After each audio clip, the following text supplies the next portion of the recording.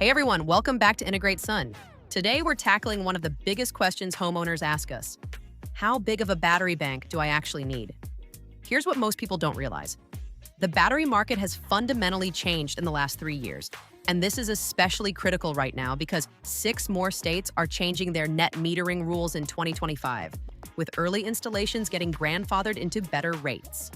Plus, the 30% federal tax credit for homeowner-owned systems expires December 31st, 2025. For decades, homeowners didn't need batteries because of net metering.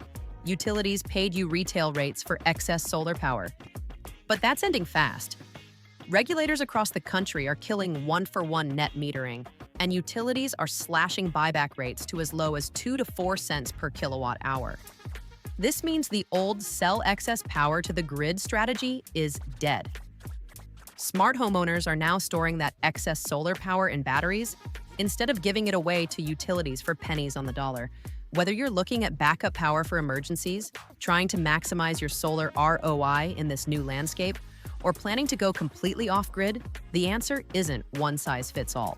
Stick around because by the end, you'll know exactly how to calculate your battery needs, avoid common sizing mistakes, and make the smartest choice for your home and budget. And if you're getting value from this so far, just tap that like button. It helps other homeowners find this content. Before we talk battery sizes, let's address the elephant in the room. If you have solar without batteries, you're essentially running a charity for your utility company. Here's why. Traditional net metering works like this. Sell excess power for 12 cents per kilowatt hour, buy it back for 12 cents per kilowatt hour. But now the new reality is, sell excess power for $0.02 to $0.04 per kilowatt hour. Buy it back for $0.12 to $0.25 per kilowatt hour. The result is that you're giving away 20 cents plus of value for every kilowatt hour you don't store. Most utilities now charge 3 to 4 times more during peak hours, about 4 to 9 p.m. when solar isn't producing. A properly sized battery can shift your cheap midday solar to expensive evening hours, saving $150 to $300 per month on electric bills. Every home is different, so the first step is to separate your essential loads from your comfort and convenience loads. Think of it this way. Essential loads are things like your refrigerator, freezer, lights, maybe a medical device, or internet router. Comfort loads include things like your air conditioning, heating, or water heater. Convenience loads, that's your TV, microwave, dishwasher, or washing machine. Let's look at a typical 2,000 square foot home in Texas. Their monthly usage is about 1,200 kilowatt hours, which breaks down to roughly 40 kilowatt hours per day. But here's the key. Not all of that power is needed 24/7. During peak summer days, their AC might draw 3 to 4 kilowatts continuously. But at night, their essential loads drop to just 800 to 1,000 watts. This difference is crucial for battery sizing. Most homeowners make the mistake of sizing batteries for their peak usage. But really, smart battery sizing focuses on your typical daily patterns. Let's break it down with 3 common scenarios. Scenario 1, emergency backup. If your goal is to keep the lights on during power outages, you'll need around 10 to 20 kilowatt hours of battery storage. That gives you about 12 to 24 hours of backup for your essentials. Let me tell you about the Sebastians in Florida. They wanted reliable backup during hurricane season. Their essentials, like lights, fridge, and fans, use around 2 kilowatts during the day and under 1 kilowatt at night. They installed a Tesla Powerwall with 13.5 kilowatt hours of storage. It powered them through outages up to 18 hours long. And during Hurricane Ian, while their neighbors went dark, they were just fine, thanks to solar recharging their battery. Most outages last under 8 hours, so don't overspend for those rare 3-day blackouts. Scenario 2, solar optimization. Here, you're using your battery to store solar energy during the day and use it in the evening when electricity is most expensive. You'll need a system between 15 and 30 kilowatt hours. Take the Williams family in California. They have a 10 kilowatt solar system generating about 45 kilowatt hours on a sunny day. Their daily consumption is 35 kilowatt hours, but most of their usage happens in the evening when solar isn't producing. Here's the crucial part. Their utility, PG&E, pays them only 40 cents per kilowatt hour for excess solar, but charges 51 cents per kilowatt hour during peak hours, 4 to 9 p.m. Without batteries, they were essentially losing 47 cents for every kilowatt hour they couldn't use immediately. With a 20 kilowatt hour battery system, they now store excess solar during the day and use it during expensive peak hours. This saves them about $280 per month on their electric bill, making their battery investment pay for itself in 6 years. By the way, if you want me to run this exact utility rate analysis for your home completely free, it takes 2 minutes, and I'll send you a personalized report showing your potential savings. I'll drop a link in the description. Remember, size your battery to match your typical daily solar surplus, not your biggest production day. Scenario 3, off-grid living. Now, if you're cutting ties with the grid completely, you'll need a serious system.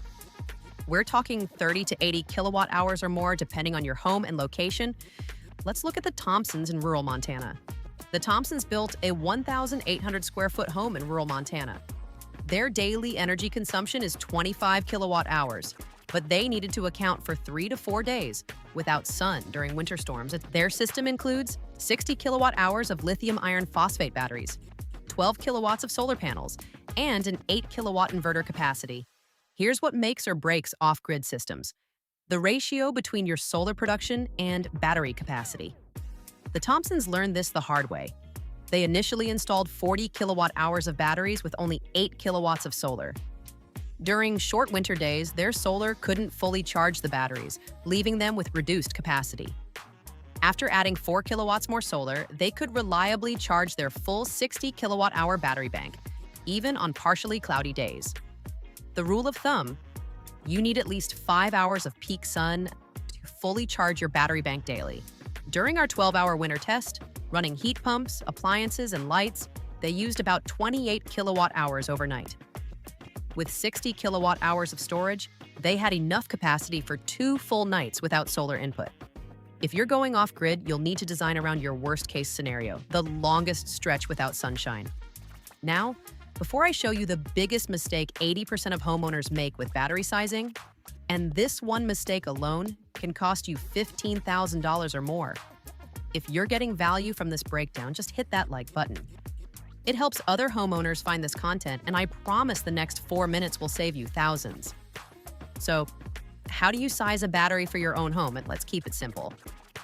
Step 1, find your average daily energy use.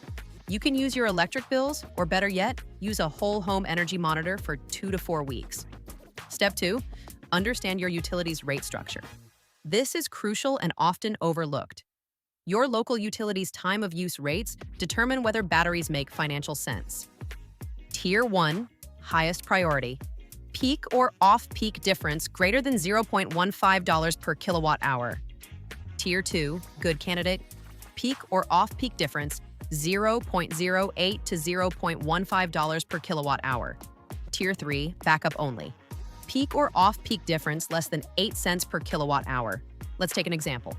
In Arizona, APS charges 52 cents per kilowatt hour during peak hours, but only 8 cents per kilowatt hour off-peak.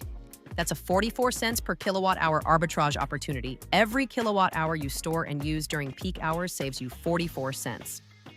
Step 3, determine your autonomy needs.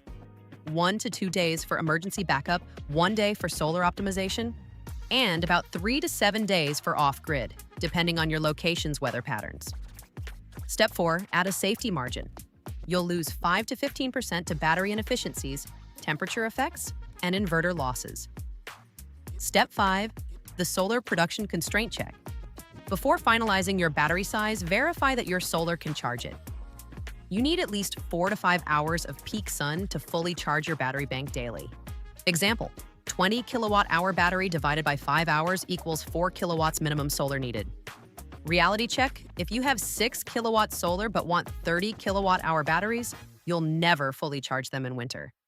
Step 6, apply the enhanced formula. For grid-tied solar optimization, battery size, kilowatt hours equals excess solar production times days of storage times 1.25, safety factor.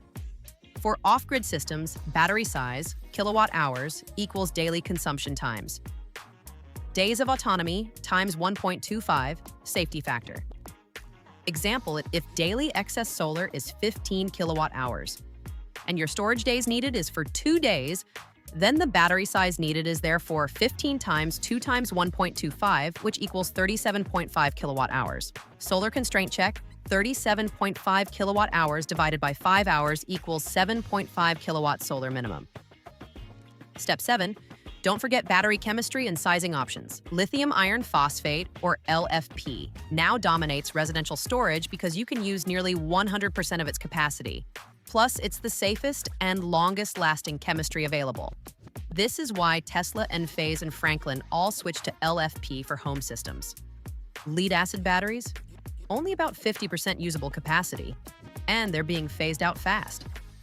A GM can use 80% of its capacity, but they're also becoming obsolete. Looking ahead, sodium-ion batteries are showing promise for even lower costs later this decade, but LFP is your best bet for installations right now. Available battery sizes. Small residential can use batteries like enphase IQ, 3 to 10 kilowatt-hour modular. Medium residential can use batteries like Tesla Powerwall, 13.5 kilowatt-hours, LG Chem, 10 to 16 kilowatt-hours. Large residential and commercial can use batteries like Franklin WH15 to 225 kilowatt-hour rack systems. Great! Now that you have a good picture of how to size a battery for your home, let's talk about the most common battery sizing mistakes. Number 1. Oversizing for rare events.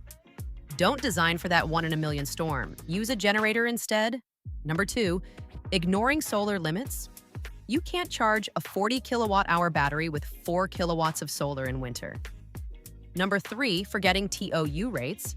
If your rates are flat, battery ROI drops significantly. Number 4. Low inverter output. Don't get caught with 8 kilowatts of demand but a 5 kilowatt inverter. Number 5. Limited roof space. No use installing huge batteries if you can't charge them. And number 6. No plan for future loads. Plan modestly for growth. Electric vehicles, pools, or new appliances. Now let's talk about choosing the right installer. Here are some critical questions most installers won't answer. Can you show me a detailed load analysis for my specific home? What's my actual excess solar production, not just theoretical? How will my battery size be limited by my existing solar array? What's the peak power output of the proposed system? At Integrate Sun, we don't just sell batteries, we solve energy problems.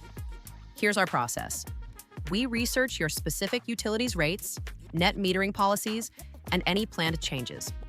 We monitor your actual usage patterns for 2 to 4 weeks, not just look at your average monthly bill.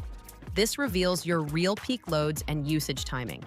We calculate your actual excess solar production based on your roof orientation, shading, and local weather patterns.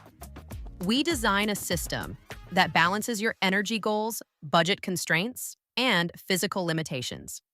Batteries are no longer optional in many markets. They're how you reclaim control from your utility and protect your energy future. At Integrate Sun, we don't just give you a cookie-cutter quote. If you're in these regions, click the link below to schedule a free consultation. And if you learned something today, hit that subscribe button, give this video a thumbs up, and leave a comment with your solar setup. I will read them all. Thanks for watching, and I'll see you in the next one.